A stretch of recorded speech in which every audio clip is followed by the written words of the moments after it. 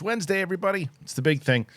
Thanks for joining us here today. Spider-Man 2, man, that game, it is selling off the racks. Pre-order, all that. People are losing their minds ready for this game. Is it going to be one of the biggest games of all time? We're going to find out. Deadpool 3, everybody's excited about that movie. Well, when's that movie coming out? We don't know. Looks like the release date could be in jeopardy once again because this strike, when's it going to end? Is it going to be this year, next year? Is it going to affect Deadpool 3? It seems like it. So we'll discuss that. People love The Last Airbender TV show. The Shyamalan movie, not so much. But there's a new Netflix series. There's some new pictures. And we're going to talk about that for sure. We got a lot to talk about today. Speaking of Star Wars, not a lot of Star Wars news in general. Normally when we do the Sith Council thing, we could have done a full episode on it. But there's really not a lot to talk about in the world of Star Wars. Hence, we're doing a big thing episode with one Star Wars story, and that's that friend of the show, Marc Bernardin, is doing a Mace Windu comic book. It was announced at New York Comic Con last week. So we'll discuss that and more on today's show with myself and Mike Kalinowski. That's right, Mike Kalinowski is back. He'll tell us why he hated Ahsoka, and we'll get into it. Let's get to the big thing with me and Mike. Now, if you haven't already done that, we're almost there. We just hit 96,000. We're 4,000 away. All you got to do is hit that button. All right, show a little. Here we go. Big thing, me and Mike.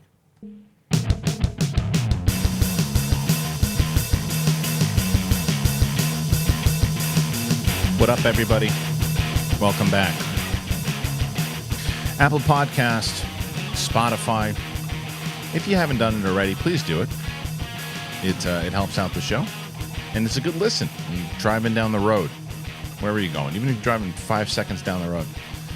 It's me, Mike Kalinowski. Oh, good. Right into it. Perfect there. It's perfect. Good. My tits are hanging out there Good. too. Jesus. You should go on Instagram. It's nice to have you. Well, We're doing the big thing today? Yeah. I don't know it's it, but okay. Did you hear me? You didn't hear my intro, did you? I did. I Okay. sat here and listened to the whole thing. It's a Wednesday, and we always do Sith on Wednesday. I know, But we don't have enough to there's cover. nothing I to know. cover. I know. So we're transitioning into this, and Yeah. I feel special now that I'm on the big thing. You should. It's good to have you on here. Yeah, man. We'll talk about. I want to get your thoughts on the finale because you. Well, you said it right there, didn't you? For everyone Did to you hear. hate it? No, but Okay. that was your thing, and everyone You thinks hate everything. everyone thinks I hate it. You Come hate on, everything. give me a fucking break. You It hate was it. fine. You can curse on this. It was fine. I can curse on this show. this one. It was. Good. I spent a day being raked over the coals for my thoughts on Star Wars, and I just didn't give a shit people- anymore. Yeah, that's fine. I got a story that I want to tell you before. Well, can I we- finish my Ahsoka thing? real Oh quick? yeah, sure. Go ahead. Yeah. What did you think of it? Well, if you want The finale. I'm recorded on. You can go back and watch. Okay, yeah, I got homework to do. Yeah, you can go. You can watch. It's a show for I the fans. I actually didn't like the finale. It's a show for the fans of Rebels and Clone Wars. Agreed. And like we'd said, my thing was I'm not going to watch those. Like I was talking to a buddy of mine the other day.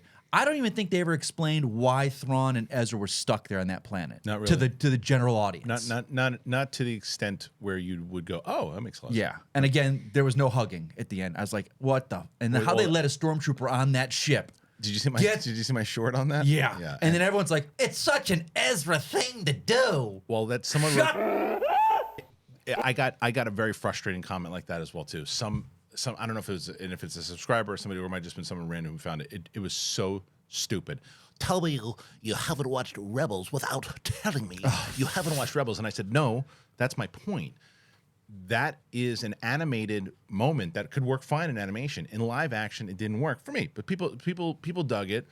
I didn't like the finale. Really enjoyed the series. Really enjoyed the series.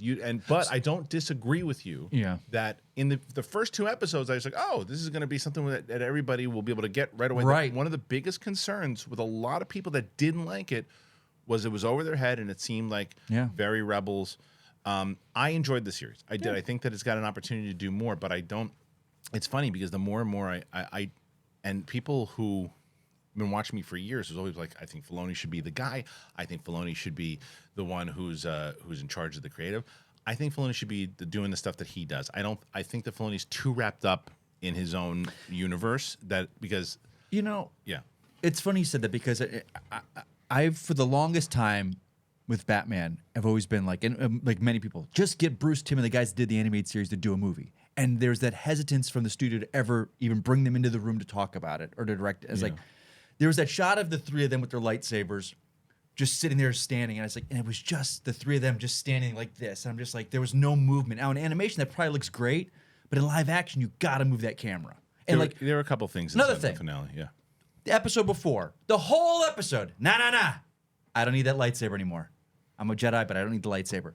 The very next time we see Ezra, building my lightsaber because I need a lightsaber now. But that was my biggest concern, or my biggest criticism with the show was there were good moments throughout it that were written poorly, right? Like, so that conversation of when he's using the Force, whatever it is. And fine. And, cool. But he says, I gave that to you, and whatever it might be, like, he tries to use it, he can't get a hold of it, she's using it, or it's whatever it might be, and he says to her, you know, along those, that's your saber now, I got this. Yeah.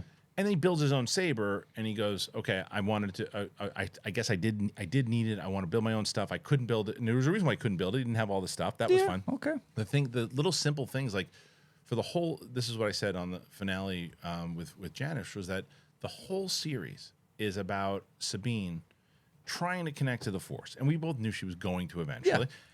I actually liked the way she connected to it. I like that. Yeah. But what I didn't like, same moment, it's 5 minutes later, and she's like, I got this, I'll toss you. It should have just been reversed. And he should have just said, I saw what you did, you got this, throw me. And she's like, I just did that. That was like, he's like, I trust you. Because the whole show's about trust. Yeah. He goes, I trust you. Do it. And then she closes her eyes, she does it again. Then you're like, okay, then they believe in each other. Not just, she's so confident now after just doing it. It's like that, we're running into that problem that we did with Rey. It's like, you don't need to do that. Yeah. And it's little writing things, you know, it's just like even just a bunch of different things. But the first 7 episodes I really enjoyed. Yeah. I did. And then I'm excited to see what comes next. I'm a little hesitant. But now, just because I know this is all building up to the big movie, I'm like, oh, this ship has left the station, and I haven't been on board yet. You're not on board. I'm kind of hanging off the side. One last thing. Yes. So there's zombie stormtroopers, you know, cool. Hey, we all know that zombies, if we're going to use zombies, the way to kill them is to cut their heads off. Right. And those 3 Jedi had head-cutting weapons right in their hands, but they're going to run. It's a kid. It's also. Oh, this is the thing. Yeah. You talk about this like, well, tell me, whenever I hear people throw at me the, let's not forget it's laser swords and space wizards. I know. That is such a disrespectful thing to the people that write Star Wars and to the people that watch it. Like, and then watch Andor. And you know, so don't throw that BS at me, because that's talking down to kids. Like, they're just stupid kids. Space wizards, laser swords, they don't give a shit. But there's a difference between kid writing and then also show. Look, some of the best kid writing in Rebels, by the way, they did show, like, Inquisitor cut somebody's head off, but they don't necessarily show it. You could still do it. That's like, I'm saying, like, they weren't threatening. Yeah, those things weren't threatening. The Batman the Animated Series was written for kids. It's a cartoon, but it's some of the best writing of all time for Batman. Yeah. So it's same with Star Wars. Yeah, these movies are made with the childlike, but it's sometimes when it's done well, it's incredible. Yeah. Anyway, all right, we'll move on. We'll go back. We'll go back into the Star Wars thing in a second. But what's up? This morning, I was dropping my kids off at the pool. Well, not at school. Oh, so I dropped my oldest off, and then I turned back around. My wife was a little late because the youngest is complaining about socks, so they need to get out in time. She's like, "Can you just drop me off?" She goes, "Can you just drop me off at the front gate, and I'll run her up to the gate, and you know." And I was like, "Yeah, fine." She's like, "I'll just walk home because it's not too far." I was like, "Okay, great." So we pull up, and it's a very small street. So I pull up to the line, and it's backed up like all the way through. All the parents are rushing in, and so I'm on the line. I'm waiting there, and so they drop them off. They go. So this guy in front of me goes to go up because it's non-stop. It's like a parking lot. You can't. It's not moving.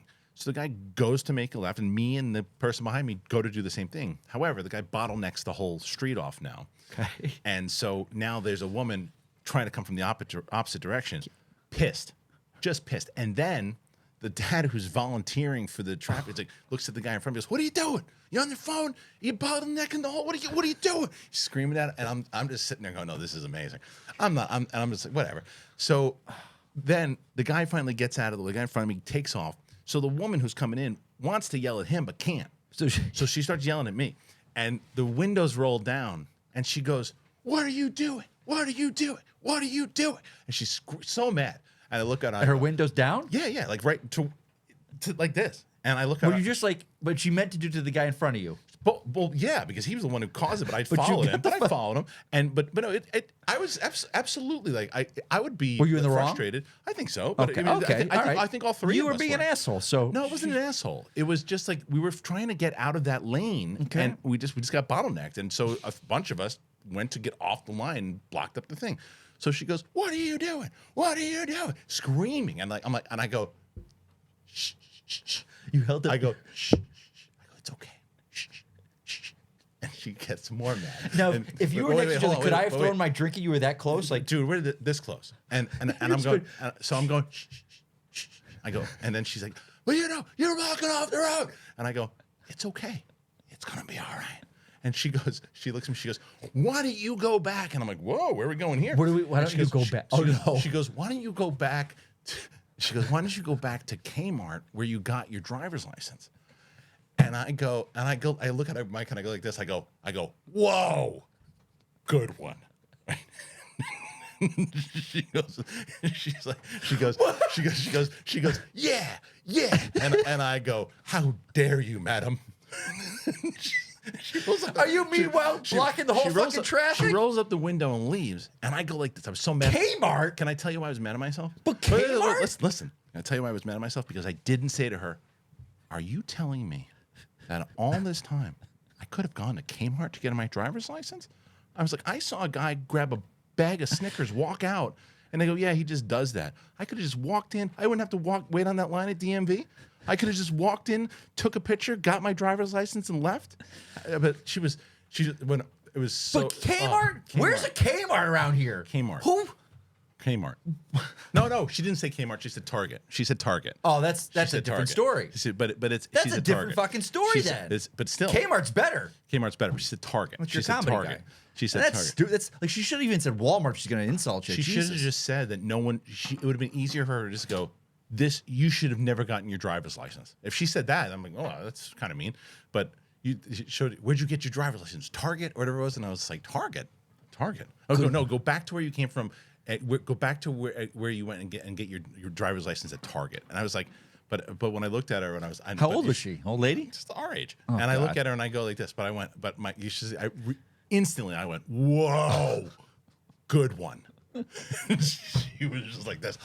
She didn't know what to say. It was hilarious. I know. Now is that the time? Now tomorrow you're gonna have like a Wind up seeing if she wound donut up, day at the school, and if there she's she's wind up gonna a be mom. like your daughter's best friend's mom. I don't think she was a mom at the school. I think she was someone coming from the opposite She had no direction. idea that was going on But then. it'd be absolutely hilarious if it was. But it was just like, but I wasn't mad, and I was just like, she was going nuts, and I'm like, there's no. got a temper reason- on the road? 'Cause I there's do. No, not anymore. I do. No, because it's You got kids? That's why? No, because it's more fun to do what I did today. It is. Because if you do what you If do, you de-escalate it to the point of absurdity. if you start screaming and yelling, Yeah. like what I do now when someone starts yelling at me, like no, I go, and I wave. You're a better man than me, man. I but it gets can't- them I don't more- have that switch. But it gets them more mad. Of course If it you're does. Of course it does. What you're trying to do is you're trying to get them angry by getting angry at them. Because if you did that to me, You'd be more I'd be mad. like this, like, you're gonna make fucking faces at me. Yeah, and right. And I Yeah. one time, my favorite one that I did. God, a here we guy go. like, I don't know, like the guy was mad about something.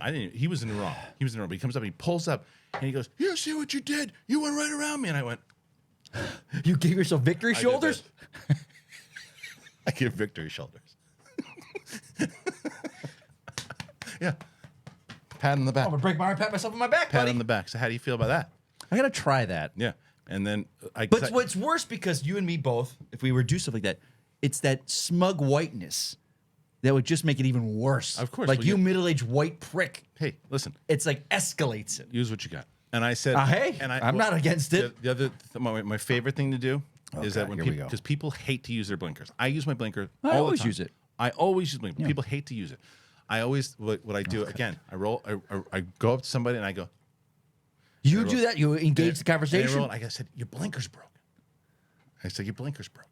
And one guy goes, is it? I go, yeah. I drove away. So there you go. There you go. I said one time I'm going to do it, and someone's gonna go, "Why don't you freak out about Galaxy's Edge again?" You know, somebody's screaming at me about. I'm gonna get it. I'm gonna get it from somebody eventually. I'll get that somewhere. So it's like, oh, why don't you freak out like you freaked out about Hera's ears? Did you? No, I will though. Oh, are you will. kidding me? I would love to. Are you kidding me? I'm gonna get destroyed for that someday. All right. Speaking about Star Wars, let's get into let's get into this story about what? Marc Bernardin. Okay. All right, from our friends over at Star Wars Newsnet. It wouldn't be a major convention without Lucasfilm Publishing crashing the party to share what they have cooking for Star Wars. Across all their publishers, Lucasfilm came guns ablaze with new reveals from Phase 3 of the High Republic Initiative, John Jackson Miller's Living Force, and more. Headlining today's books and comics dump is none other than Marvel. While the ongoing Dark Droids crossover has been taking over the back half of 2023, the Scourge didn't stop the team from sharing what's coming next year. Among those, sadly, is a casualty. Ethan Sachs' Bounty Hunters will be wrapping up after January's issue number 42. That means there are a lot of issues left on the series, with only the final reserved for the fallout of Dark Droids. After the conclusion of Bounty Hunters, Sachs moves off to write Star Wars Jango Fett. Star Wars Com has revealed it's a miniseries and will be coming next March. Also coming next year is the return of both Thrawn and Mace Windu. Jody Houser and the creator himself, Timothy Zahn, return to adapt Zahn's Thrawn alliances for the comic format. Meanwhile, Marc Bernardin will helm a new Mace Windu miniseries aptly titled Star Wars Mace Windu to help celebrate the 25th anniversary of The Phantom Menace. Both of these particular series will launch in January. Okay, so there's a few different ones. Like the only reason we normally don't really cover the comics and books anymore as much. And I've told people why. Nothing against anybody who's doing all those things. It's just for the reason I used to cover them. I used to cover them because I was always convinced that they were going to actually connect into certain things. But Marc Bernardin, who is a brilliant writer and a great dude and a massive Star Wars fan, I think he's a great choice for Mace Windu. I want to see what he's gonna do there with that particular comic series. Do you read any comics still from Star Wars? Not anymore. I just read so many comics. It's overwhelming. You read a lot of them still, or you're more like the DC stuff though? DC, Marvel, yeah. Independent stuff. But like Star Wars, like I picked up they did The Mandalorian. They kind of redid the series in comic form. It was fun. Okay. Yeah. So Marc Bernardin's, that's one I might actually check out though too, because I obviously want to support Mark. But what's going on there? I can't hear you. You can't hear? Oh, no, it's this. Would you just push? No, it's this. Here we go. Okay, it's better. It's something happened with. Okay. Sturger did it last week. It's her fault. So yeah. Anyway, Bernardin doing the series itself is intriguing to me. I really enjoy his writing. I know how much of a fan he is overall of Star Wars. So that one I will be checking out to support Mark, obviously, but I also want to check out where he goes with that one. So, speaking of, Mike was just talking about Marvel. This game, man, this Spider-Man game. There's some Dark Horizons and Garth Franklin. Marvel Spider-Man 2, the game scores rave reviews. The results are in, and with 120 reviews counted, Insomniac Games' Marvel Spider-Man 2 has pulled a stellar 91 out of 100 on Metacritic. That puts it ahead of its two predecessors, with the first Spider-Man scoring an 87, while the spin-off Spider-Man Miles Morales landed at 85. Remarkably, as of the timing of this writing, not a single review is listed as negative or mixed, with the lowest visible score for an individual review being an 80.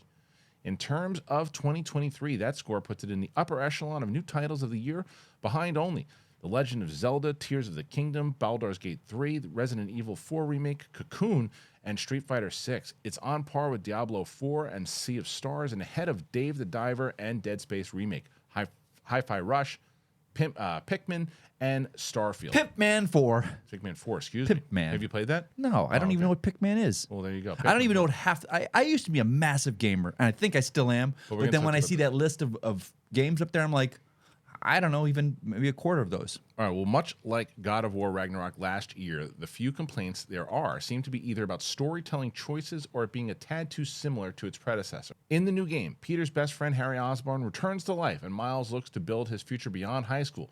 The relationship between our heroes is tested and strained as the symbiote appears to threaten them, the city, and the ones that they love. Marvel Spider-Man 2 comes exclusively to PS5 this Friday. I've heard so much about this game. Now, I really enjoy. I just did this whole G2A is doing this campaign with this birthday thing. We just did a campaign with them the other day, and I was talking about how there's a few games that I'll actually actively look for, like the Star Wars games for sure, and then that Spider-Man game. I played it, and everybody was raving about it. I played it, and I don't finish anything, but I played it, and I really enjoyed it. But this is one of those ones where I get tempted because I hear everybody kind of raving about it. You get these reviews. You've already pre-ordered it. Yeah, it's already pre-ordered. You're excited for it. Of course. How long? So Let me tell you you'll this. finish this in how long do you think? Well, I enjoy my games. I don't ever try and rush through them. Like, I will still play the 2018. It's 5 years ago that game. Yeah. Just because it's so much fun to swing around New York City. And I did the Miles Morales. I play Miles Morales always in the Christmas time because it's winter set and just kind of Christmassy. Okay. The biggest thing I see with this is they're talking about some of the fast travel and how seamless it is. I'm like, in a game like this with Spider-Man, you don't fast travel. Like, no, you don't go to point A to point B on the map to just get. No, you're Spider-Man. The dynamics of the way that they have him swinging is so good. Like, their fast travel is pointless. Now, do you think that one of the reasons that the game obviously is picking up the kind of traction that it is because of also the success of Beyond the Spider-Verse and all those? I don't know. I think the addition of Miles is a big one because it's so fascinating to see so many. Like I was beyond Marvel comics at the time when Miles hit. Like I was not into Marvel at the time. It was, but it's like Green Lantern. Like so many people love Jon Stewart because they grew up with the animated series, and that's their Jon Stewart. So many people love Miles because that's what their gateway into Spider-Man. Right. So me, it's Peter Parker. Okay. But to see them seamlessly transition together. You know, there's such a good duo with the mentor and the mentee. That whole dynamic is always so good. And I think this is an absolute guarantee, though, because this game is going to obviously selling. It's pre-sold already, too. It's getting great reviews. I think this is just another absolute guarantee. Take it to the bank that Miles Morales will be getting a live-action movie within the next 5 years. Easily. Yeah. I think the MCU version will phase out Holland, not in a bad way. Just he will grow on and Miles will take over. I guarantee. You think they'll introduce him in the next Spider-Man movie? Seeing what's going on with Marvel right now, I think they're in a shuffling everything and reevaluating. We'll talk about that too because it is. There's some but stuff. I think there is a rush to go. We need to introduce him in live action. Yeah, I think so too, and I think that he'll be introduced in Spider-Man 4. Yeah, I think I really hope. But see, now this game, the first one did it so well. You introduced him, you played some levels, but as Miles, he didn't become Spider-Man. I think. I haven't played the game fully through story mode in a year or two, so I think at the end he became. I know that his game picks up where Peter's like, "Hey, I gotta leave New York. Okay, New York's in good hands with you." So at the end of the first game, Miles shows up. He's in the whole game, the first game, but as Miles, I think he gets his spider powers. But I know you when you play as him, there was a level like your dad's when his father passes. You're playing as Miles, but I don't remember. I don't think he had powers at this point. I think he gets them in the game, but you don't play as him with the powers. Okay, so but I know his storyline Okay. in that game picks up with him. He's got his suit and he goes. Is this one of your most hyped up games in a while? Yeah, easily. Like I'm always a Call of Duty, so I'll get Call of Duty every year. I got the Mortal Kombat that just came out, but this one it kind of came up out of nowhere because it's been 5 years. Yeah, and we knew it was coming. You know, this is a surprising thing. I don't think I've ever been more excited for a game between DC and Marvel than this. Like, I think DC's really dropped the ball lately with they did that whole Justice League, Suicide Squad kills the Justice League, and they've. So you think Marvel's taken over the games? Right Well, now? It's the team behind the Arkham games, which I think are the greatest superhero games of all time, but they really bungled that Suicide Squad game. It seems like because they try to make it a battle pass, and it's like you gotta earn things and you gotta buy things, and the fans ate them alive. And they're suddenly like, "Oh, it's supposed to come out in May, but we're taking it off the slate." Yeah, they said it ain't May, right? And we don't know when it's coming out because I think they realized the fans ate like this game, Spider-Man. People said it's like similar to the last one, but like if it's not broke, don't fix it. Like just take everything and upgrade it. Storyline, the characters, the dynamics, the graphics, because this is the first one. The last one was on the PS4. So this is the PS5. And just the shots of like the city and how busy it is. Like just take the technology and upgrade it. Don't try and reinvent the wheel. And I think that's why they're doing so good with the ratings. Well, right now, again, the reviews are off the charts. It's solid. Excited. It's going to do really well. And I'm sure more people are going to be raving about it. So I ask you guys too. I always try to, as I mentioned the other day when I was talking about the G2A thing, I know a lot of you are gamers. Did you already order this one? Are you excited for it? Were you a fan of the first one? Go ahead and comment. Let me know exactly what you think. I wanted to talk to you guys also about, there's a lot of people, creators, that are, whether you're doing YouTube, TikTok, Instagram, any of these things, if you're a creator and you're starting out, or even if you're not starting out and you want to build out your business and you want to build out your income, I was very excited when I heard about KAJABI, and I'll tell you about KAJABI, and then I also want to tell you about Rocket Money. I'll tell you about both of them right now. For creators out there, a lot of different creators out there, and I want to tell you guys about KAJABI. I want to tell you about them right now. I'm excited to tell you about them because if you didn't know, Uh, I think, look, I've been doing this creator thing for a long time. And what everybody strives to do is you want to be able to make enough to earn a living doing what you love.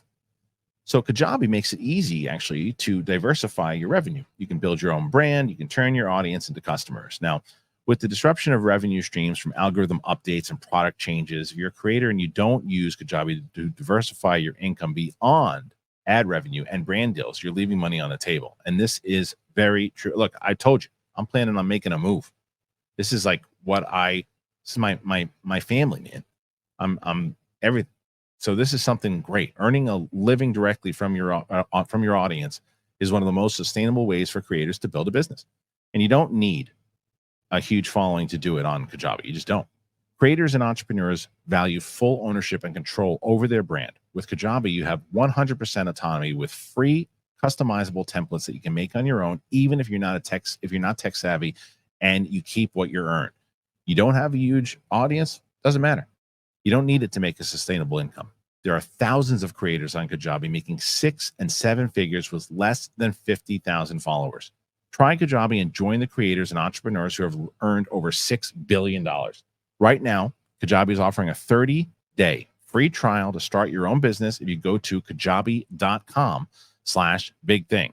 KAJABI.com/bigthing. Go to kajabi.com/bigthing and earn more doing what you love. Right? Have you used Rocket Money yet? I have not. Oh, you need it, especially now because it's out there. You're having a little girl. I'm having a little girl, and I'll tell you. And what it does is that whether it's the strollers, diapers, and all this stuff, it's a way to organize all of your finances. And what it's really good is like, how many times have you been on an app and you're scrolling through the app and you go, oh, I'll try that one. A free trial for 30 days. Okay. And then whoops, 4 months later, $13 a month. Yeah, I know. I've done that. It tells you all of your subscriptions, and it can, one button, cancel all of them. It also will tell you your credit scores. It'll tell you all this. Just today, my wife, I was like, oh, we spent X amount of dollars less a month. It told me, it's like, way to go, us.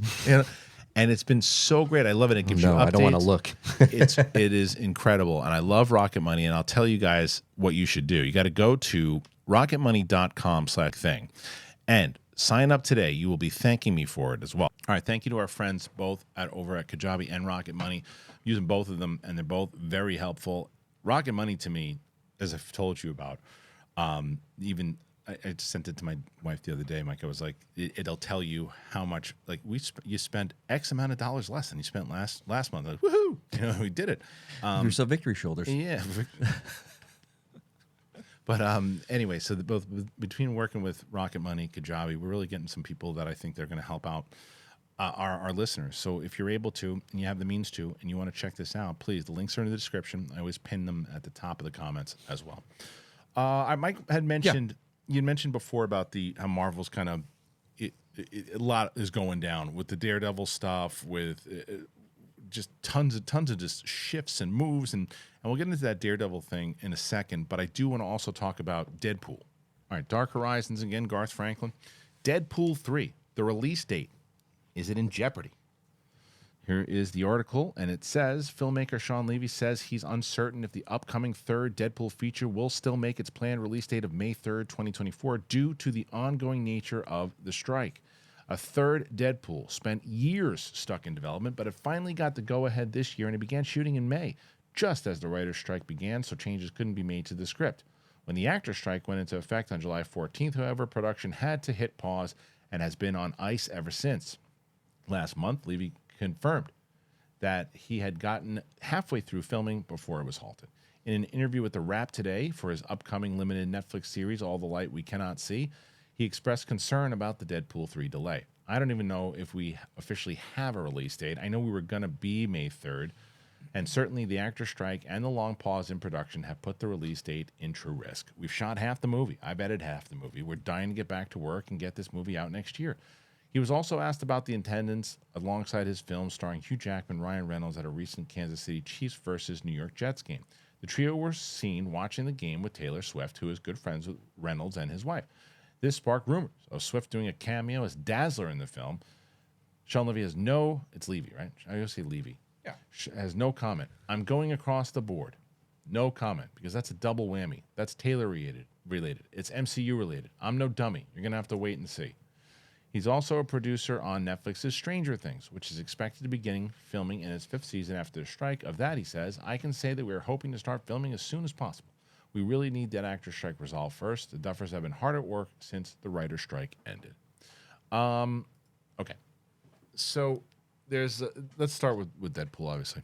Okay. With the strike. Yeah. When the writer's strike was going on, everybody was talking about it. They were like, well, how are they not going to be able to improv? They're not going to be able to improv. Then they can't do it. It's like, no, what they can do is they can put Ryan Reynolds in a mask. They do the lines that are actually written in the script. And then when it's time, when the writer's strike ends, then they can do their improv and they'll be fine. That wasn't the issue. But we knew once the SAG strike, it's over. So everybody, I wouldn't say everybody, I say a majority, you and I included, said this thing will be over by last week. When I went to New York, I came back, I was like, I thought it was gonna be over. Well, that didn't happen. No. Well, you and I were talking off air before the show started, and you think it's gonna be the end of you think it's gonna be beginning of next year. Yeah, I think they're following step by step the way that they treated the writers. They come to the table. This is it. Oh, we're walking away. We're not going to talk to you anymore. We're done. And the actors are like, Fran Drescher and all, they're like, we're talking. We'll keep going to the table, but they're just not coming back. Right. They gave us an offer, and they're not going to negotiate on that one. And they did the same thing with the writers. And what's great about writer Twitter is they're so active and it's so good. It's like actors hold strong. Yeah. They did the same thing to us. You hold all the cards.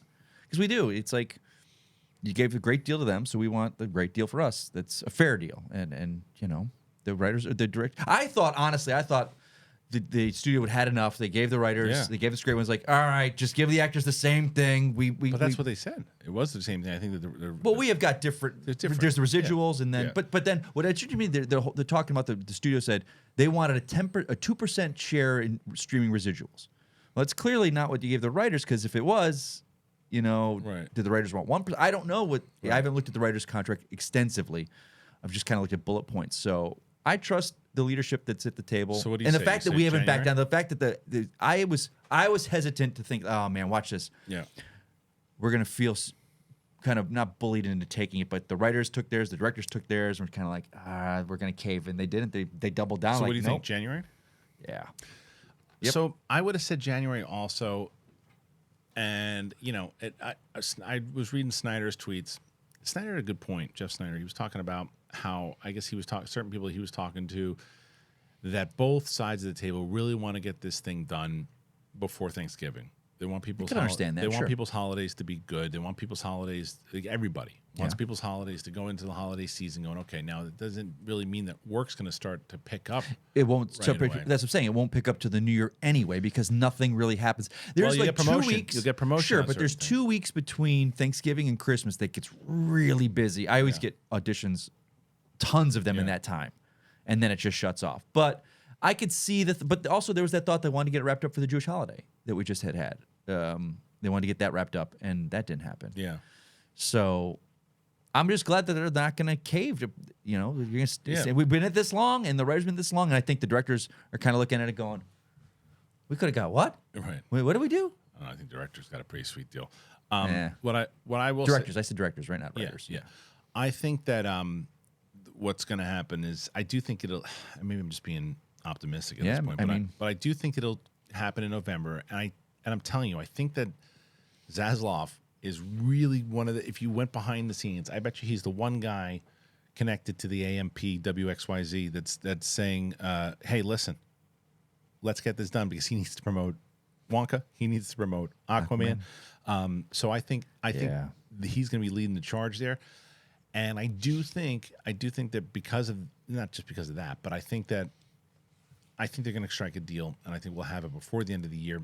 But to relate it to Deadpool, it does push it, because even if it's like if it would have ended now, then November you could have started shooting again, right? You can start shooting tomorrow if you want. I mean, but by the time it's ratified and signed, you got to try everything. So November 1st is when everybody kind of thought it would, and so November 1st you still could push to May doesn't get done until I don't know if it depends on how effects heavy it is. But still, you still got to shoot it. So if mid November, Yeah. and they don't start shooting until December, then they take a break for the holidays.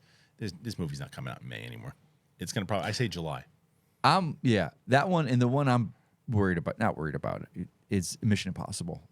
Well, they shoot. They basically shot that. They were, shot the whole but they thing, still had a right? lot to shoot. Still, they Did they? still were all. They still had a lot of reshoots and stuff. So I'm just like, and that one pushed 3 times the first one. So they're gonna I push really that. hope that movie does better than the part 1.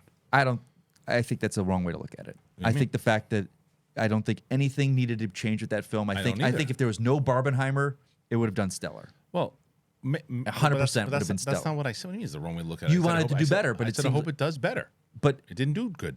I hope did it you does good better. because of releasing, not because it wasn't a good movie? I didn't say it. I said I just want it to do better. Jesus Christ, shut the financially, hell up. I want it to do better. But here's the thing. I'm going to talk about this for a second. It's the big thing. It's the wrong way to big look thing. at it. I want it to People do are saying well. it's like, Okay, I want it's it a to do bomb. bad.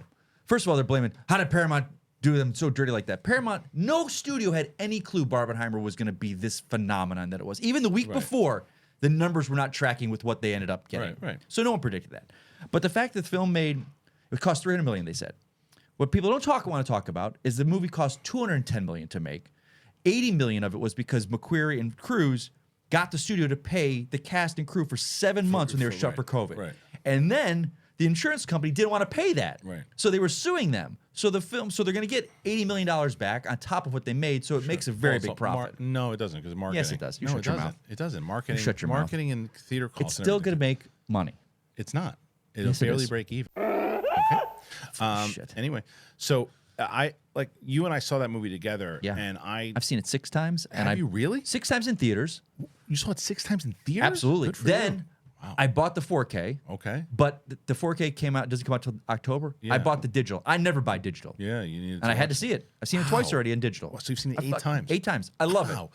And again, it's not my favorite of the series, I thought it was a good action movie. but I love it. Love Yeah. it. Favorite movie of the year. Okay. All right. Well, nonetheless, you'll get another one hopefully next year. Yeah. Anyway. Who knows what's going to happen? And then as far as the other part of that, when it comes to the Taylor Swift of it all, Oh yeah. I think that is pretty much a confirmation. He's so right though in the way he says is it's 2 camps. It's Marvel and her Taylor Swift. Right. She's I her can't own win. camp. Yeah. Seeing her power and that she's got those, that's insane. Dude, she when she does a tour, It's insane to me. When she does a one gig in like Tampa, it boosts the economy by like triple. I guess I was talking to my girlfriend about this, and now she's not a Swiftie, but she went to the concert. she and loved it, and right? she loved Yeah. it. And she is a massive supporter of her and what she does. And Yeah. I'm kind of like, I guess I'm just on the bubble of like, I couldn't sing one song of hers. You probably would, but but now you she should goes, realize it. Shake It Up. I'm like, Yeah. oh yeah, that you said Shake Right, It Up, but I right. can't. It's like you asked me to sing because this is the thing. There's this conversation like they're comparing her, or she should be compared to people like Billy Joel, Paul McCartney, in the sense that of what they've accomplished. Sure. And I don't know that, but that's not to say that's not true. I'm not right. the guy to ask. So I would be way more ignorant with her stuff had it not. My daughter is. Yeah, sure. There you go. Major fan, so I Yeah. hear her music all over the house all the time, right? But like, because I remember the debate that I had with Makuga back on Collider Live, and he talked. Makuga. And I don't believe this still, but he said it back then. Yeah. Was that he thinks that she's better than Prince. Oh. And I was like, and at the time I was like, come on, man, what do you, this is a ridiculous argument. Yeah. I understand why you bring the argument up. I don't agree with the argument, but I understand why the argument can be made. And you look at what she does in general. And some people, it's like they bring up like, and who brought this up the other day? Shoot, it was someone who brought up Ed Sheeran being on Game of Thrones. And, Okay, and, yeah. and how it threw It threw the show off. and it threw it off. I said, why? Why did it throw Was it he off? that because he's that big of a he's such a his look is so distinct. He's such a But he's playing a guitar or a ukulele or something. I don't know what I he was don't know. I doing. didn't watch Game of Thrones. He was playing a song by the tree. It didn't, and he was fine. It didn't. Maybe because they go, oh, it's Ed Sheeran, Yeah. but it's like, but it wasn't disruptive. Right. And it's like, but the difference is, that's on television. Yeah. If Taylor Swift shows up, and Taylor Swift, by the way, has been in many movies too, and I actually thought I don't think she's the best actress. However, even the movie was a piss bomb. Was the last a piss bomb. yeah, the last one. What was it called? The one with Christian Bale and oh man, it was the one that just came out. It's The- Margot Robbie gets hit by a car. Yes, not Babylon. It's the other one. No, it's yeah. David O. Russell. Yes, and whatever that's Amsterdam. Yes, and it was not good. It's a really I got that bad, within 15 seconds. but she Still was got good. it. She was good. Was she in that movie? She is in that movie, but she. Well, it's here's a the small thing. role, but she was good in Here's it. the thing. Her fans will show up for her. Sure, but if they put her in that Her movie, fans will show up. but is she too big? Does she eclipse How big is the the role? character? How big is the role? But still, it's like, hey, it's Dazzler. Yes, she's an actress, singer, mutant. That's Taylor Swift would fit that to a T. But is it showing up like, oh, there's Taylor Swift with the kind of I cool know. costume? Is it a bit? It's a bit. Is it a Because bit? she's such a big. She is now eclipsed that. We talk about her Sure. like. She's like for me, I'm It's ignorant not of it. Dazzler, it's No, Taylor for me, it's Swift. it's I'm ignorant of it. The fact like I know her as the girl that makes songs about the guy she breaks up with or breaks up with her. That's all I know of accurate, her. But that's a disservice to how incredibly talented she is. Right. But that's all I know in my little bubble Sure. of that pop music. And she's But she shows up and I'm like, that's not Dazzler. That's I not get it. Alison Blair. That's she's also Taylor she's Swift. also hitting Titanic Avatar proportion. What I mean by that is But you surpass. It's like The Rock and stuff now. But what I mean by that is you know how it goes. When something is super popular at first, it's like everybody loves it, and then when it gets too popular, everybody hates it. Sure. And I think that Oh, you think she's hitting that level? by people who like, there's people who are Swifties and are never going to turn on her, Right. For sure. But the people who didn't even know about her are just like, I hate Taylor Swift. Why do you hate Taylor Well, Swift? Because she's popular. But then you see like you see her on the football even game. You hate see her. even that I can like as like, oh my god, look at the performativeness of her cheering at the football game. Like, But who cares? I don't give a shit, but I'm just seeing it and I see why people are like, okay, Yeah, and, no. and the entire focus was not on the game; it was on her. I guess this goes back to this. Yeah, You know, it goes I back could to me care that- less Could not about care Taylor less. Swift. Could not care less. If you could care I less, then couldn't you should. care less. Whatever you said. Yeah. People love her. Great. Here's okay. So we talk about this. It's a kind of a dead time in movie theaters, and her movie's killing it. Whenever. My only thought when I heard that was like, can you imagine sitting next door and seeing Killers of the Flower Moon, and there's a concert going on next door with people erupting and Well, like then, singing? then you're in a bad theater that it's not soundproof. Oh, come on now. I don't know if you on. could.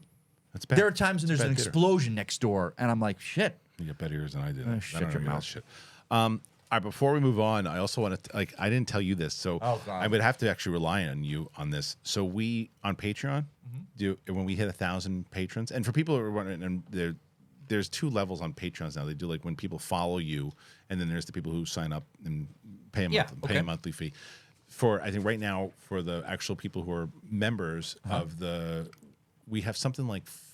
What is it? It's like almost 400, I think. Okay. When we hit 1,000, Yeah. if we can do it by this month, which will be tough, then Winston is terrified of everything what's scary. Like so Scary movies. He's terrified. of all of it. So we want to take him to Halloween Horror Nights. Oh shit. Yeah. Oh god. So we want to Shit take him, himself. but that's He'll shit but that's himself. 1,000. That's at 1,000. And if we hit 1,000, let's say by January, he'll go next year. Oh, I see what you're saying. Okay, yeah. So then we have other ones at 1,200. I think it's 1,200 or 1,500. I can't remember. But if it's, we'll move it. We'll move it. If it's 1,200, it should be 1,200. Brett and I will go front row. Spend the money on front row seats to the Corey Feldman concert and record the whole thing.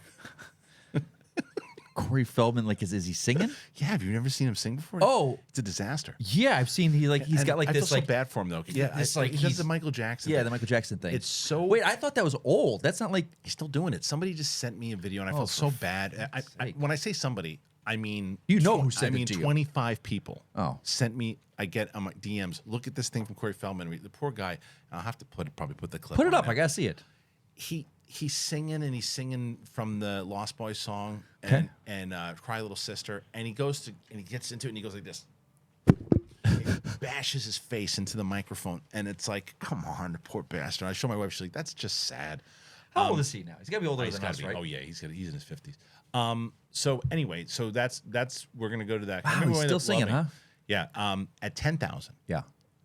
Brett is gonna go full on Zaflirt and Flaus method in skydive, and yeah, Holy and shit. Jen Sturger is. You ever gonna been go- skydiving? No, It's incredible. Okay, Jen Sturger is gonna go and be Jessica. She's not gonna skydive, but she's gonna go with him in character, talk to the performances as his German pop star girlfriend, and all that stuff. And then I also said, I think it was for me, it's 5,000. Well, PLD, ever seen PLD without a mustache?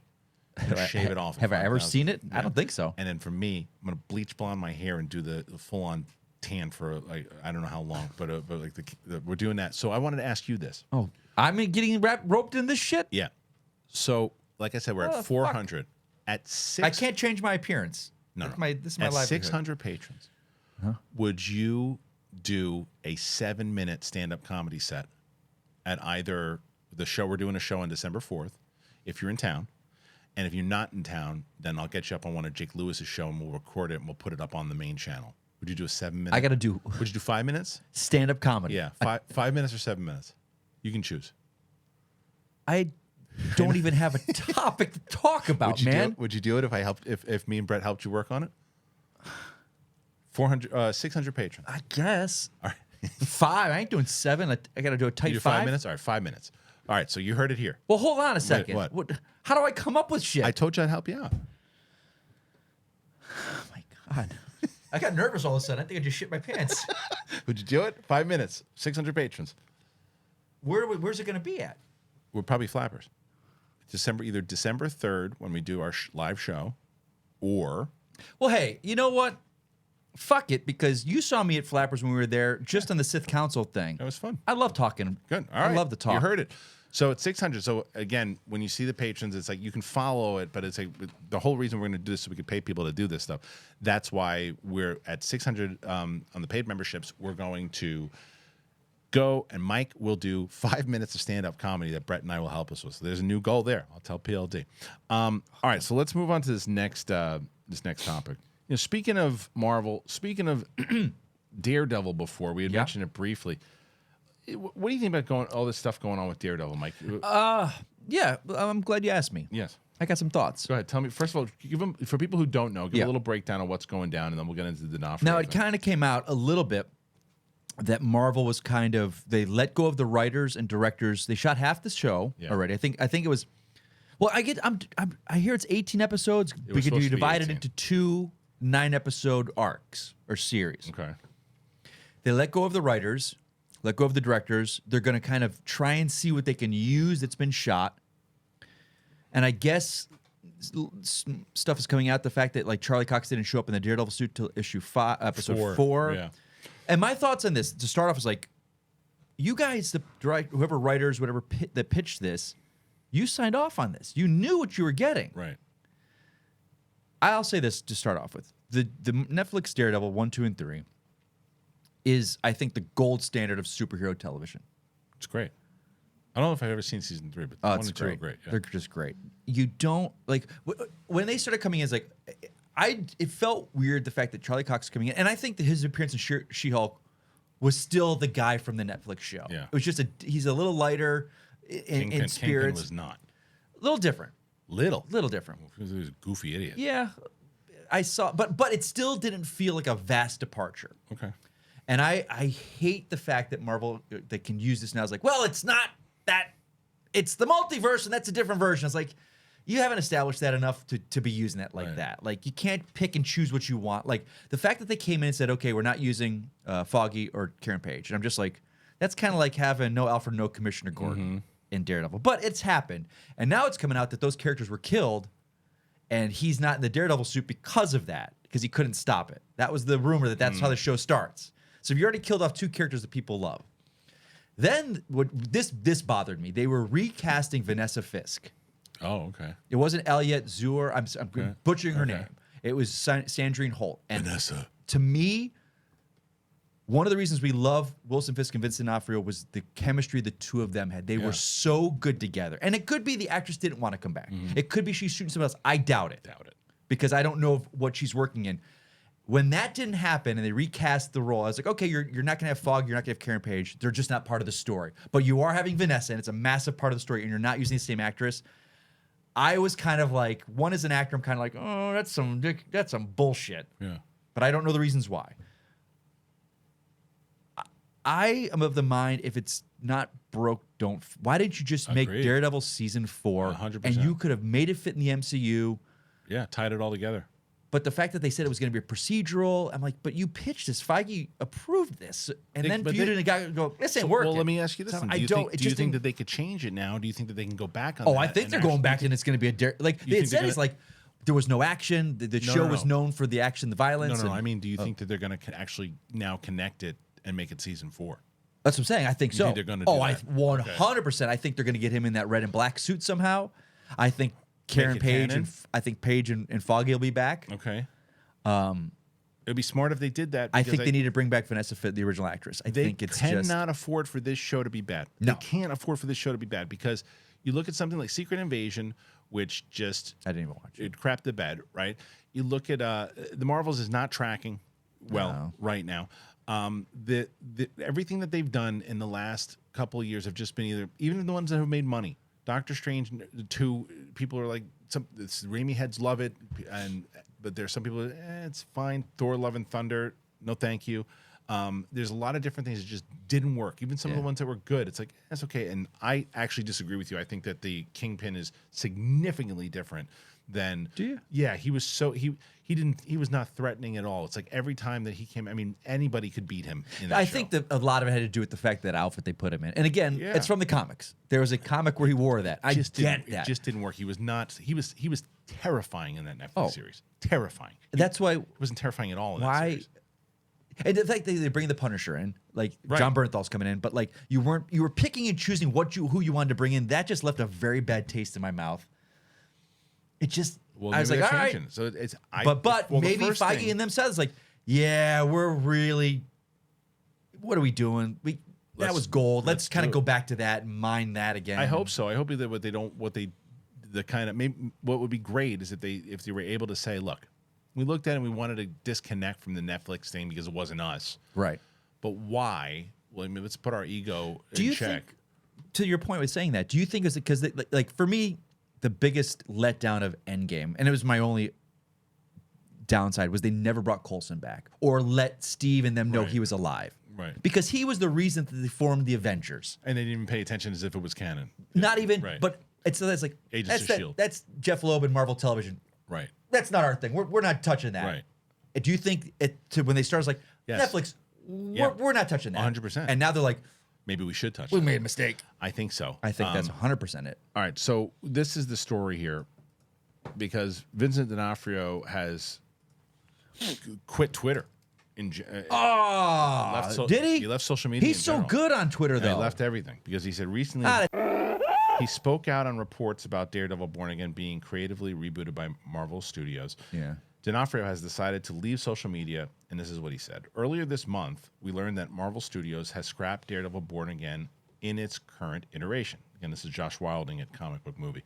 Now the plan is to essentially start from scratch with a new creative team, and while some scenes will remain, it appears an awful lot is going to be left on the cutting room floor. Shortly after the news broke, Vincent D'Onofrio took to Twitter to cast doubt on the reports, insisting it wasn't big news and that every cool project I've been involved with has evolved constantly during pre-production, production, and post. A bunch of creatives are doing their best to get it right. Some fans weren't buying it, and the actor made it clear. We're going to bring forward the best series we can and one we can be proud of.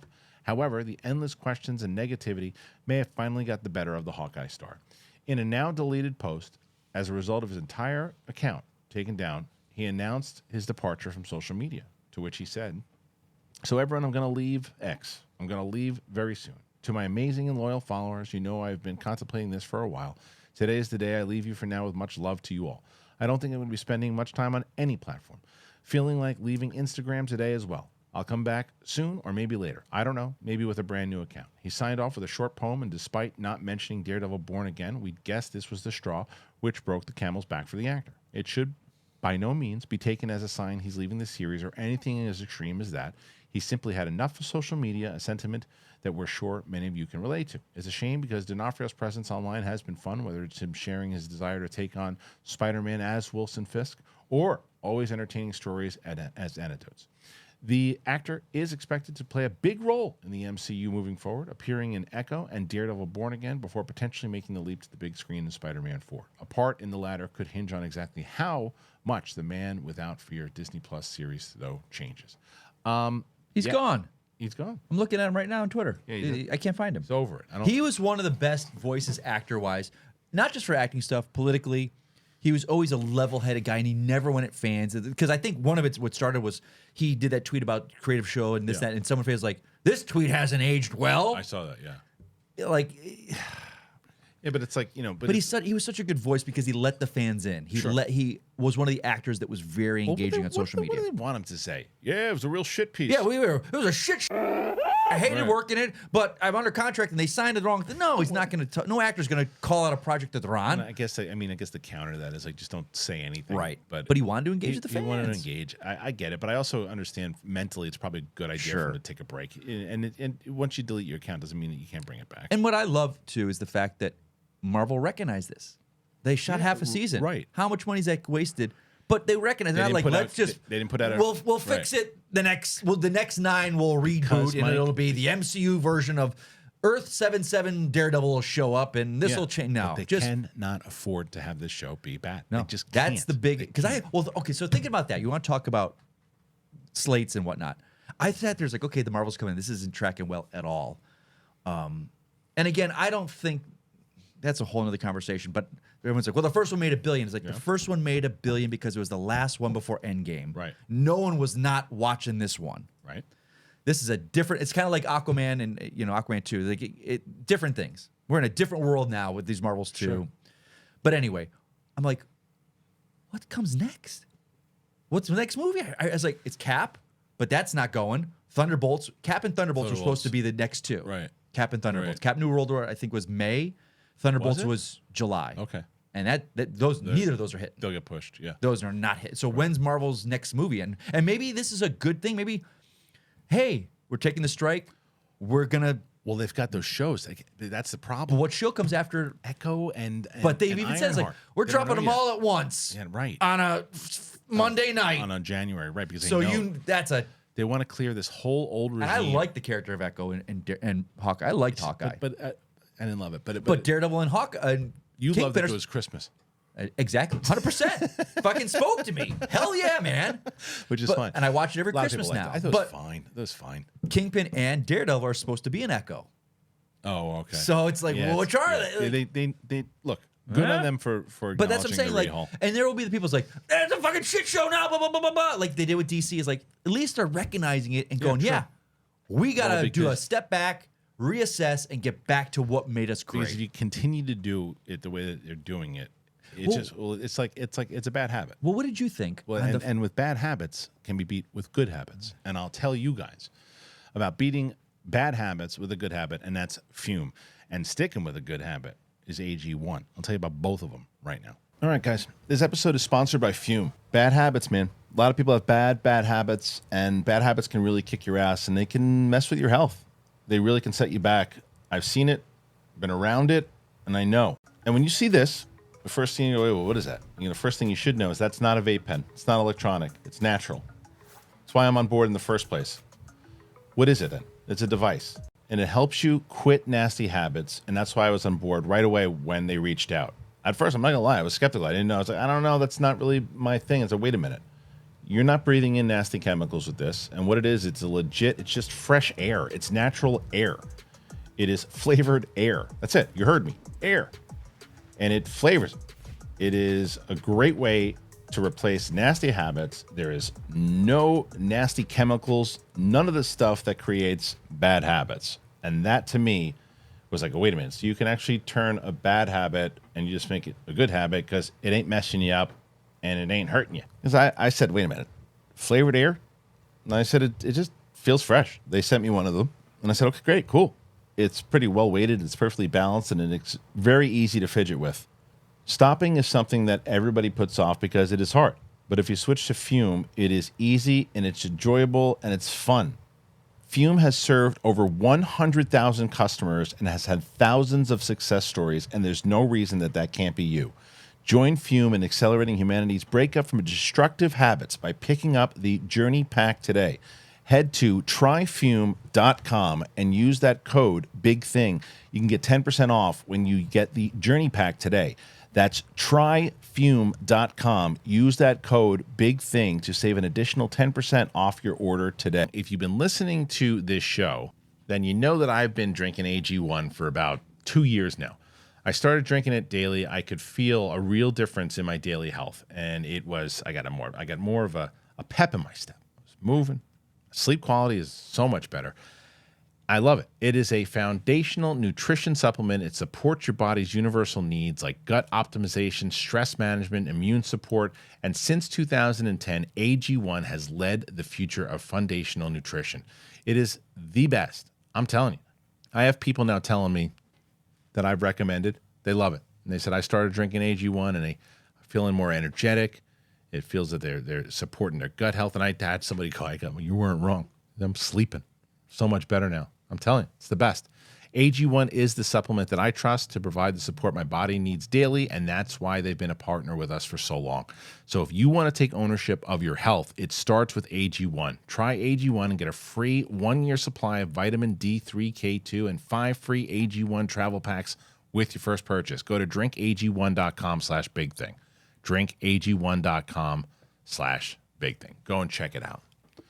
All right, thank you to our friends over at Fume and AG1. As you know, Fume's been on board now, and people have been telling me how they've been using it. It's been helping. Riley talked about it on the UAP show yesterday. And AG1, man, every day, I got such a good sleep last night.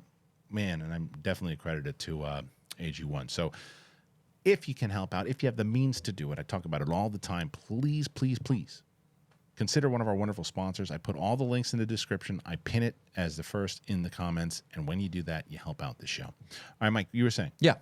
I didn't realize this. And again, because I guess they're kind of quiet about it. The fact that how they have run their television department. Like no showrunners, no show Bible. And I didn't think about that. I was like, how do you make a TV show then? Were they just treating every series like a movie? Yeah. I was like. I wonder.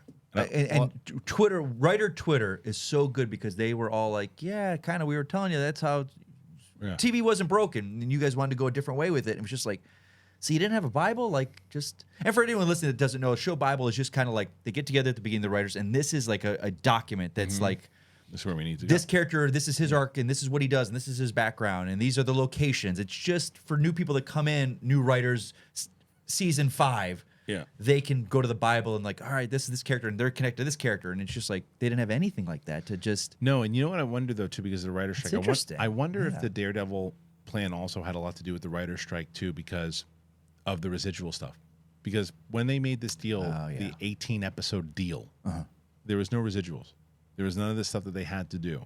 Yeah. What are they? How much more money was it going to cost them to do certain? Do you think that it's going to come down from 18 episodes? Well, what I knew, I didn't know this, and as an actor, my bad for knowing this. When a show runs for so long, they will rebrand the show as a different name, like after season 3, so you don't have to pay a 4th season residual on it. Right. I'm just like Disney, Sweet Life Disney of show. Cody and something or I saw whatever. that on social media, I didn't know that. But you look back at how many shows after 3 seasons got changed the rebranded just in name to avoid. It's a slimy and thing that's to do. why. Same show. I mean, different social name. media sucks for a lot, but like stuff like that, it educates you. Yeah, for sure. I agree. All right, last thing. One or two things. What is it? Did you watch Gargoyles when you were a kid? You know, I think I was Batman the Animated Series at this point. All right, let's talk about. So this. maybe I shouldn't say I was too old for it. There is a massive following for this show. Yes. Maybe it's small, but it's a vocal. It is. People love I it. was just at 94. I was into Batman and Spider-Man the Animated Series, but I do remember it. Well, people love this series. They do. And now they're doing a live action after 3 decades after it premiered. The famed 1990s animated TV series Gargoyles is coming back as a live action series. Gary Darberman, who did It and The Nun, and James Wan's Atomic Monster label, who previously teamed on the Annabelle films and the short-lived Swamp Thing series, are behind the live action adaptation, which is being done for the Disney Plus service. Darberman will write, executive produce, and showrun the series, with Atomic Monster executive producing. Keith David, Ed Asner, and Jonathan Frakes led their voices to the original animated series, which appeared in 94, ran for 3 seasons, 78 episodes, and followed a clan of gargoyles as heroes and transplanted them from the 10th century into the modern day. Back in the Middle Ages, most of the clan was killed, and the survivors were cursed to be frozen in stone until their castle reached above the clouds. A billionaire buys the castle and has it transported to and reconstructed atop his New York City skyscraper, awakening the creatures from their slumber. The gargoyles must protect the city and its people from various supernatural challenges. Disney previously tried to develop a film adaptation just over a decade ago, but it failed to take off. A rumor earlier this year said that Kenneth Branagh would helm a new feature taken on the property, but that was shot down by Greg Weisman. Dauberman also wrote and directed the upcoming new film adaptation of Stephen King's Salem's Lot, which is completing and sitting on a shelf at Warner Brothers Pictures, who've yet to set a release date for it. So I think this one will definitely go, and it's a good idea for a live action series. And 10 years ago, they were going to do live action. I mean, what's that going to look like? But now, with everything, with the way that they're going to, can do the effects. I hope it's going to be live. I hope it's going to be actors and prosthetics with some CGI enhancements. They're probably. Speaking of which, that actually reminds me, similar but different. No Zeb in Ahsoka, which I thought was interesting. And with the way if they make those gargoyles look like the way they made Zeb, that could be pretty cool. Zeb looked great in Mandalorian. Yeah, and he showed up for what reason? Well, that's true. I don't know why they put him in. Yeah, it's stuff like that happens in Star Wars. I'm like, I know he's the guy from Rebels. Right? Is it going to connect? Nope, not connected. No, he's just sitting in a bar. And then I'm going to get. We'll wait for season 2. Right. But gargoyles. Yeah. I think it'll. Look was that an actor in prosthetics in that show or no? in Zeb? Yeah. I don't. We know don't who it know. was. That's I don't what's know. great. Yeah. But that's what I'm saying. So they could essentially do that for the gargoyles. But I think this is a good idea to do a live action show for this. I think that I think the fans of the original will come out and watch it. I think if it's it could good, be. It could be really cool. It could be really good. And our last story, speaking of a very popular animated series. All right, so this is from Dark Horizons, Garth Franklin. Following the announcement of their Geeked Week celebrations, Netflix has premiered new photos from its upcoming live-action TV series adaptation of the acclaimed Nickelodeon animated series Avatar: The Last Airbender that ran from 2005 to 2008. Previously, the streamer released shots of the 4 main characters from the series: Gordon Cormier as Aang, Kyuintio as Katara, Ian Owsley as Sokka, and Dallas Liu as Zuko. They're showing off another shot of Liu as Zuko alongside some of the supporting characters as Daniel Dae Kim as Lord Ozai, Paul Sun Hyung from your buddy from Rebels and Ahsoka, and it's Carson. Okay. As Uncle Iroh, and Elizabeth Hugh as Princess Azula, and Ken Leung as Commander Zhao. The show unfolds in a fantasy world divided into 4 nations, and each centered around one of the 4 elements. A century after the Fire Nation launched an attack and pledged war on the world, a new young airbender named Aang, an avatar who can master all 4 elements, is discovered. The cast also includes Amber Midthunder as Princess Hugh. I like her. Me too. She was in here not too long ago. I know she was. Lim Kei-su as Monk Gutso. There's a lot of other. It's a stacked cast. The series marks the second attempt to adapt the work into live action following the critically savaged M. Night Shyamalan adaptation in 2010, which was a big flop. The series will be showrun by Albert Kim, yada, yada, yada. Here are some of yada, yada, yada. Here are some of the pictures. Yeah. These are some of the, I don't And know. is this a Netflix show? It's a Netflix show, but Okay. I'll tell you that there he is. There he is. And he looks great. I love the look. I love Go back the to look. him. I will, but hold on. I love the way it's just these stills. Yeah. I love the filming of it so far, and it looks like it's taking itself pretty seriously, which I dig. I think I'm going to wind up loving this show. I don't know the show, but that guy I've seen before. Like the animated version of him, because I'm like to know for me that hasn't watched the show that can go, oh, that guy looks familiar because I've seen stills from the animated shows. Like that's pretty awesome. I think so I too. don't watch the show. I've never watched it. I know people rave and they tell me to watch it. I just maybe the first movie that live action, and I didn't see that one either. I didn't see that either. But just watching, going, this looks like shit. So you know what happened there? Too? It's very similar to like Judge Dredd. Remember how bad Judge Dredd damaged. I like that movie though. The in hindsight, Stallone one? I liked it then, and I want to watch it now. It's fun. It's not Dredd because he takes his helmet off. But that's what I mean though. So, and because Dredd was awesome. Yeah, Dredd's but awesome. it didn't do very well because people were relating it to that. But this is TV. Now, if you look at the success of like One Piece, right? Yeah, that. I think this show is going to be a major hit. I think it's amazing. I don't just see the way that these pictures alone. Yeah, I think the fan base for that show is incredible. Yeah, and if they do it right, I think because in television, in a show like this is the other problem besides the many problems that the Shyamalan movie had. When you're trying to take a show that was on through 3 or 4 seasons, whatever it was, and the amount of episodes that they did, and cram it into a 2-hour movie, it's tough. But if you take it into a live action series, you look at One Piece. One Piece, the amount of episodes, from what people are telling me, I did watch the live action and I loved it. And people were telling me, dude, what you just watched in the first season, that's like just like the prequel of what the real series is all about. I was like, that's amazing because they set it up. And there's just so much detail, and I think this is the same thing. I love this. It again looks like it's taking itself serious. I don't want it to be goofy, and I think that it's gonna be. I think it's gonna be fantastic. I'm hoping for. Are you gonna watch it? You check it out. Maybe. I only say that because of the amount of stuff that I haven't watched that I want to watch still. I just so curious. But then I go and watch Mission Impossible for the eighth time, and I'm guilty of that stuff too. People were telling me the other day, they're like, you should watch this, and this. I know. You know what I watched last week? Lost Heat. Boys. Heat? Rocky? No, I didn't watch Heat. Lost Boys. Yeah. My best friend's wedding. What was the other one I watched? Why do we do that? There's tons of new stuff that we in this should be watching. It takes you back to but that we time. go back and watch a thing we've seen for 20 fucking times. And then I watched Beetlejuice. I watched Beetlejuice with my daughter. Yeah, well, she loves Beetlejuice. yeah. And then then on the plane, Yeah. there was other movies that I could have watched, new ones. Oh. There was that Insidious Red Door I've wanted to see. Didn't watch it. Instead, I watched Willy Wonka. The Gene Wilder version? Yes, I would never watch the other one. I watched Willy Wonka. I watched. What was the other one that I watched? I don't know. Oh shoot! I know you weren't there, but there was. I can't remember. But I watched a little bit of this Daryl Strawberry, Dwight Gooden thing. But it was. You know what I blame it on for me? Watch. Yeah. What I blame it on for me? I blame it on you. Why? For 5 years, that fucking schmodown, having to watch those Intergeekdom movies over and over and over. Yeah. And over and over again. When I could have watched all new stuff. You could have been terrible at it. Fortune and Glory, kid.